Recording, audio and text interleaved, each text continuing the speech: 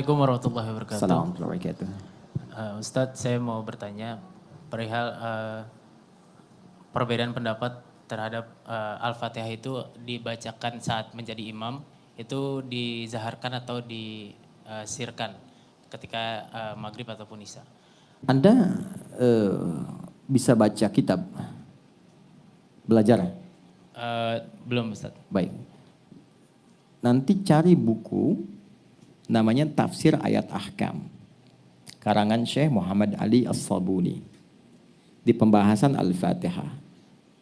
Saya berikan referensinya dulu karena Anda ingin menjawab dengan argumentasi pada orang yang merasa benar dan merasa kuat dengan argumentasi. Itu butuh referensi ini, ya. Di situ nanti akan dibahas tentang pandangan terkait Bismillahirrahmanirrahim dalam Al-Fatihah. Apakah dibacakan keras, jahar, ataukah silent, dia sir. Singkatnya, ada yang meriset 70 hadis terkait Bismillahirrahmanirrahim dibacakan dalam Al-Fatihah. 70 hadis ini bersumber kepada Nabi dibagi 4 bagian, 4 cara. 4 cara ini muncul awalnya saat Ibnu Abbas, sahabat kecil belia, itu bertanya pada Nabi SAW, "Ya Rasulullah, apakah Allah tidak menurunkan satu ayat yang memisahkan surat satu ke surat yang lainnya sehingga tidak diduga semua surat itu nyambung?" Ya, jelas ya? Jadi Al-Fatihah ke Al-Baqarah, ke Ali Imran, ke An-Nisa terus. Maka pertanyaan itulah kemudian yang melahirkan turunnya Bismillahirrahmanirrahim. Sejak saat itulah setiap surat itu selain surat At-Taubah, ya, itu semua dibuka dengan Bismillahirrahmanirrahim. Asalnya untuk pemisah antara surat satu dengan surat yang lainnya. Jadi apa tandanya Al-Baqarah selesai, Bismillahirrahmanirrahim, muncul surat baru Ali Imran. Jelas? Nah, ketika Al-Fatihah dibacakan oleh Nabi, cara baca Nabi itu dengan Bismillahirrahmanirrahim ada 4 cara dan ini 70 hadis. Cara pertama, beliau bacakan jahar. Bismillahirrahmanirrahim. Jelas? Cara kedua, beliau bacakan sir, silent. Bismillahirrahmanirrahim. Alhamdulillahi rabbil alamin. Ingat, kalau silent, sir, jangan tempelkan di mic. Cukup kita yang dengar. Jadi nggak usah kasih tanda ke belakang. Bismillahirrahmanirrahim. Alhamdulillahi rabbil alamin. Itu namanya jahar juga.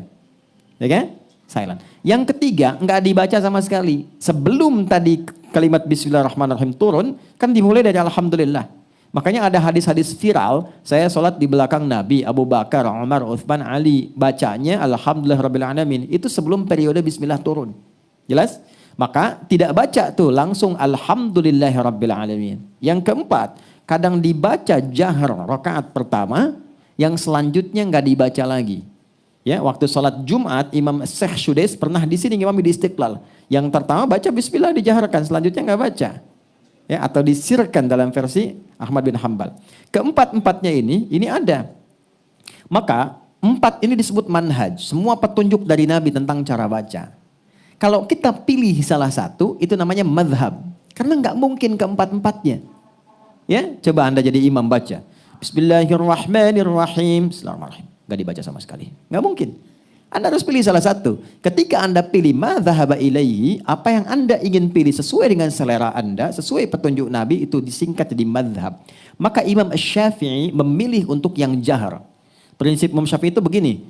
Kalau dibaca, yang penting Nabi contohkan, ada dalilnya. Kan ada pahalanya daripada nggak dapat sama sekali. Kalau saya jaharkan, makmum ikut dengar, mereka pun dapat pahala. Maka dipilih yang jahar. Bismillahirrahmanirrahim. Imam Malik, Imam Abu Hanifah memilih yang nggak baca. Saya ambil riwayat pertama saja, yang Alhamdulillahirrabbilalamin. Karena dialog di hadis qudsinya pakai Alhamdulillahirrabbilalamin. Maka milih itu. Imam Ahmad datang, saya ambil yang tengah-tengah deh. Daripada ini nggak dibaca, ini jahar, saya ambil yang sirnya saja. Tiga-tiganya ada. Abu Hurairah meriwayatkan jauh sebelumnya, meriwayatkan yang keempat. Baca rakaat pertama dengan jahar, selanjutnya tidak. 4-4-nya ada dari Nabi. Jelas? Yang salah, yang tidak baca Fatihah dan yang tidak sholat. Paham? Jadi kalau mungkin ada yang berpendapat bahwa, wah itu nggak benar, yang benar yang ini. Jangan cepat marah, jangan menyalahkan, dipahami saja, mungkin baru dapatnya yang 1 dari 4 itu. Jelas ya? Oh Anda benar, terima kasih. Mungkin saya belum dapatkan yang Anda tadi dapatkan. Baiklah, saya akan belajar lagi, nanti saya pelajari, mudah-mudahan dapat seperti Bapak tadi. Lalu ketika Anda besoknya datang, bawalah yang keempat-empatnya tadi. Pak, kok saya dapatnya 4 ya gitu. Jelas ya? Itu cara terbaik, itu disebut hikmah namanya.